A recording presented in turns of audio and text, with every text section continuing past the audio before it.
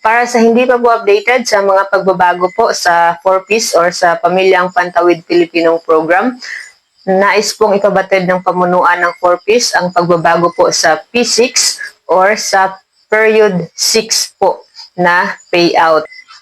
So sa mga nakaraang taon, ang P6 po ay kadalasang ibinibigay sa January or sa Enero.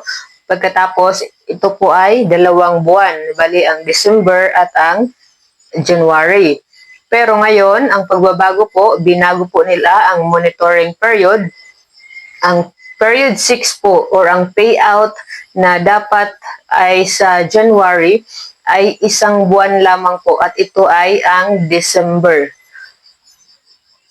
So again, ang pagbabago ay ang P6 na payout ngayong January 2026 ay 1 buwan lamang po at ito ay ang buwan ng December. Dahil dati po, ito ay 2 buwan, yung December at ang January. Pero ngayon, ito ay December na lamang. So, bali ang buwan ng Enero at saka Pebrero, yun ang period 1 na ibibigay naman sa March, sa buwan ng March. Pero, may mga nagsasabi po na although hindi pa po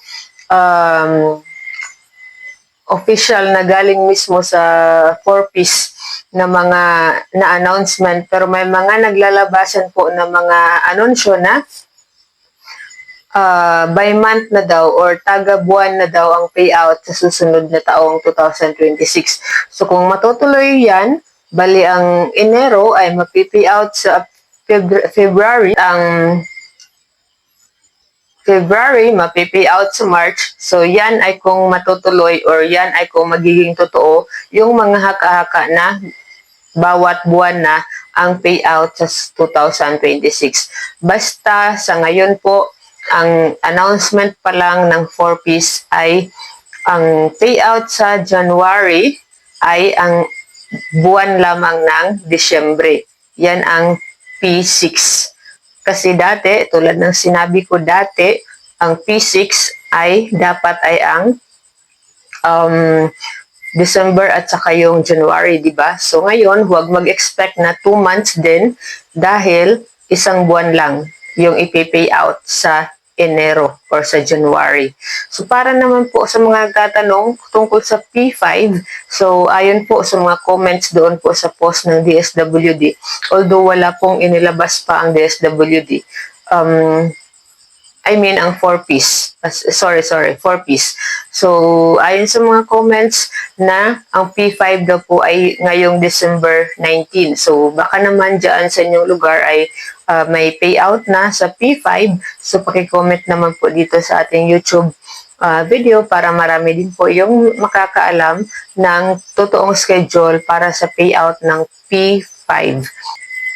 So, nagpapaalala din po ang 4Ps or ang Pamilyang Pantawid Pilipino program na kailangang sumunod pa rin tayo sa mga patakaran o mga kondisyon para palaging mapasama sa payroll.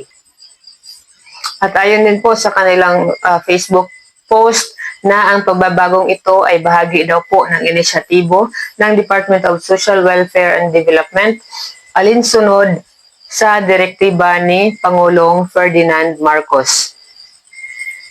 Para naman po sa kompletong detalye tungkol po sa pagbabago ng monitoring period para sa P6, sa 4Ps, so i-follow niyo po itong kanilang Facebook page at mababasa niyo po dito ang lahat ng mga comments po at baka gusto niyo rin pong dumagdag doon sa comments. So, bisitahin po ang kanilang official Facebook page at para palagi din po kayong updated sa kanilang mga announcement. Siyempre, huwag kalimutang mag-like at mag-subscribe po dito sa ating YouTube channel.